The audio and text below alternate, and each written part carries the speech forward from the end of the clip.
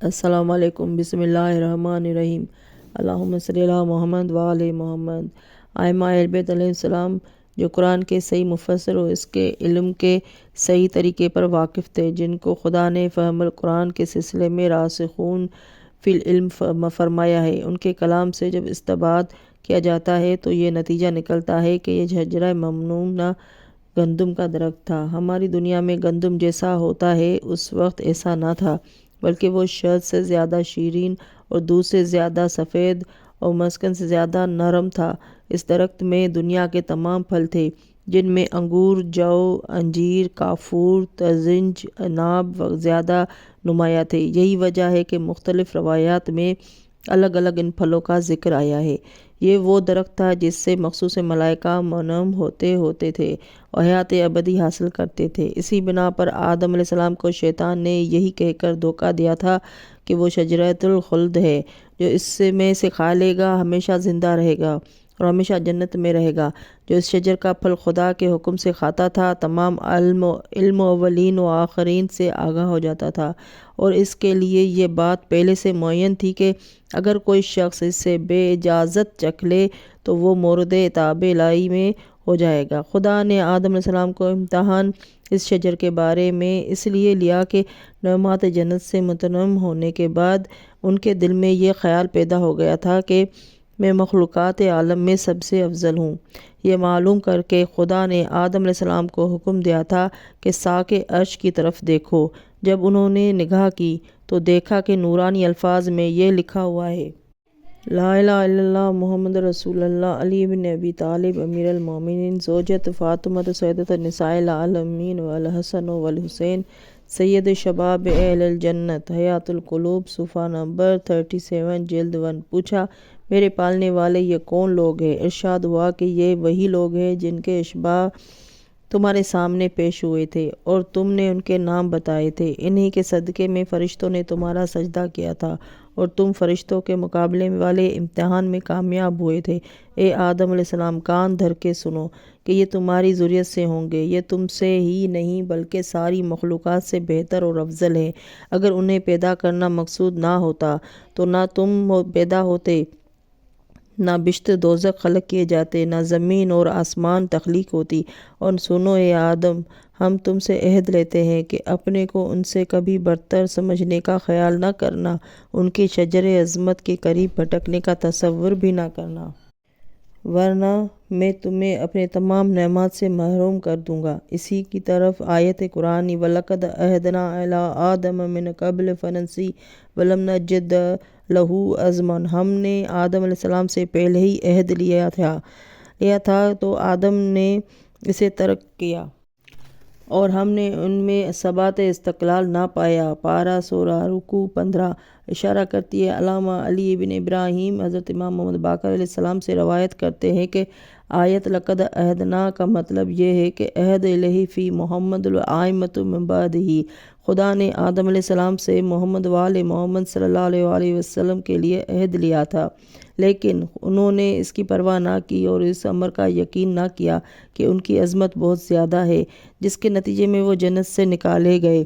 لیکن دنیا میں آنے کے بعد انہوں نے پورے طور پر عظمت کو تسلیم کر لیا اور ان کی بلندی کو عزم بالجزم کے ساتھ مانا، اس لیے ان کا شمار اولو العزم پیغمبروں میں ہوا۔ قصص الانبیاء، علامہ جزائری، صفحہ 33، طب نجف اشرف۔ مورخین کا بیان ہے کہ خالق عالم کے نہیں تنزنی گندم کے باوجود حضرت آدم علیہ السلام نے بروایت مشہور گندم تناول کیا تو خداوند عالم نے جبرائیل امین کو حکم دیا کہ انہیں جنت سے باہر نکال دو۔ جبرائیل ابھی عمل درآمد نہ کرنے پائے تھے کہ آدم علیہ السلام کے جسم سے وہ لباس جو بروایت یعقوبی نوری تھا الگ ہو گیا اور یہ دونوں برہنہ ہو گئے۔ یہ دیکھ کر آدم اور حوا شرم سے پانی ہو گئے۔ 70 عورتیں کے لیے درختوں کی طرف لپکے تاکہ ان کے پتوں سے ستر کریں۔ درختوں نے اپنے پتے دینے سے انکار کر دیا اور وہ اتنے بلند ہو گئے کہ حضرت آدم علیہ السلام انہیں چھو بھی نہ سکے۔ بالآخر انجیر اور عود نے اپنے پتے دے دیے، انہوں نے عورتیں کا پردہ کر لیا۔ پوچھا گیا کہ جب کہ کسی درخت نے نہ پتے دیے، تم نے کیوں دے دیے؟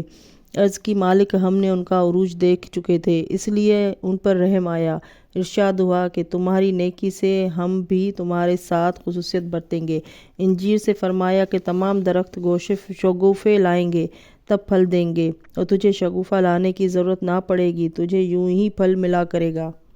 لیکن چونکہ تو نے مجھ سے بغیر دریافت کیے پتے دے دیے، لہٰذا اچھے لوگ تجھے منہ نہ لگائیں گے، یعنی تیری ٹہنی سے مسواک تک نہ کریں گے۔ اور عود سے فرمایا کہ تیرے سارے جسم میں خوشبو بھر دوں گا، لیکن چونکہ بلا اجازت پتے دیے لہٰذا جب تک آگ دی جائے گی تب خوشبو برآمد ہوگی۔ آرائی سلبی میں ہے کہ درخت تین نے بھی اپنے پتے دے دیے تھے، جس کے نتیجے میں اس کے ظاہر و باطن کے حلاوت و منفعت سے بھر دیا گیا اور اس سے ہر سال پھل لانے کی بشارت دے دی گئی۔ اس کے بعد آدم و حوا کو جنت سے باہر برآمد کیا اور ساتھ ہی شیطان، مور، سانپ کو بھی نکالا اور انہیں نکال کر زمین کی طرف پھینک دیا۔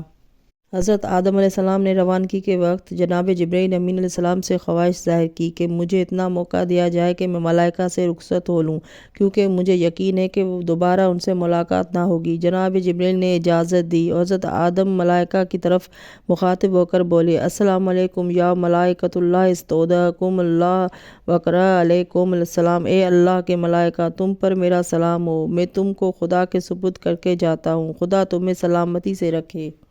امام سلبی کا بیان ہے کہ خالق عالم نے حضرت آدم علیہ السلام، جناب حوا اور شیطان اور طاؤس اور سانپ کو ان کے کیے کا فی الجملہ بدلہ اسی وقت دے دیا تھا۔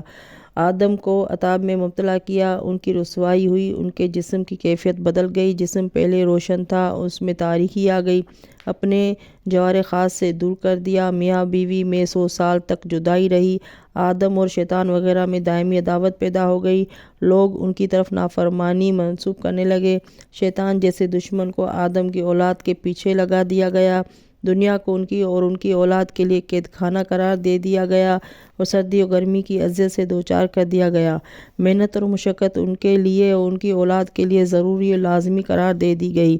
اسی طرح جناب حوا کے لیے بھی ہوا، وہ ان چیزوں کے علاوہ حیض میں مبتلا کر دی گئی، میراث میں کمی ہو گئی، عقل میں کوتاہی، عدت، مردوں کی پیروی، طلاق کا ان کو حق نہیں دیا گیا، شرف جہاد سے محرومی، نبوت سے محرومی، حکمرانی سے محرومی، تنہا سفر کرنے کی ممانعت، نماز جمعہ سے محرومی وغیرہ سے معطوف کی گئی۔ شیطان کو خدا نے 10 چیزوں سے معطوف فرمایا، اس کی سلطنت چھین لی اور اسے زمین و سما دنیا کی حکومت سے معزول کر دیا، اپنے جوار رحمت سے نکال پھینکا، اس کی صورت مسخ کر دی، ملک کی شکل سے اسے شیطان کی صورت میں کر دیا، اس کا نام بدل دیا، عزازیل سے ابلیس کر دیا، بدبختوں کا سردار بنا دیا، ملعون قرار دے دیا، جو ہر مرفت اسے سلب کر لیا، اس کے لیے توبہ کا دروازہ ہمیشہ کے لیے بند کر دیا، اسے خیر و رحمت دلی سے محروم کر دیا، اسے دوزخیوں کا خطیب بنا دیا۔ اسی طرح طاؤس، مور کو بھی معطوف فرمایا، پہلے اس کے 600 خوبصورت پر تھے، سب نوچ ڈالے گئے اور بہت تھوڑے چھوڑ دیے گئے، پیروں کو انتہائی بدصورت بنا دیا گیا، کیونکہ وہ انہی پیروں سے سانپ تک جا کر اس نے آدم علیہ السلام کے اخراج میں شیطان کی مدد کی تھی۔ اسی طرح سانپ معطوف کر دیا گیا، یہ جنت کے خوبصورت ترین چوپایوں میں سے تھا، اس کے اونٹ کی طرح 4 پاؤں تھے، خدا نے سب کچھ مسخ کر دیا، پاؤں چھین لیے، پیٹ کے بل چلنا اس کے لیے قرار دیا، غذا اس کی مٹی بنا دی، اور جس جگہ شیطان اس کے منہ میں بیٹھ کر جنت میں گیا تھا اس جگہ زہر کی تھیلی لگا دی، اور بنی آدم کو اس کا ایسا دشمن بنا دیا کہ وہ جہاں دیکھتا ہے اس کو مار ڈالنے کی صحیح کرتا ہے۔ الغرض جب جناب جبرائیل امین علیہ السلام نے آدم کو زمین کی طرف روانہ کرنا چاہا تو آدم نے پوچھا کہ زمین پر میرا نگران و نگہبان کون ہوگا؟ حضرت جبرائیل نے کہا، اب تو زمین پر اس کے علاوہ کوئی نہ ہوگا جس نے آپ کو جنت سے نکلوایا ہے۔ یہ سن کر حضرت آدم علیہ السلام بہت رنجیدہ اور غمگین ہوئے اور کہا کہ جبرائیل، میرے لیے بہت بڑی مصیبت ہے کہ زمین پر میرا کوئی ہمدم و مساعد نہ ہوگا۔ ناظرین، میرا چینل اور میری یہ ویڈیو اچھی لگے تو سبسکرائب کر لیں اور بیل کا آئیکن کا بٹن کا دبا دیں۔ اگلی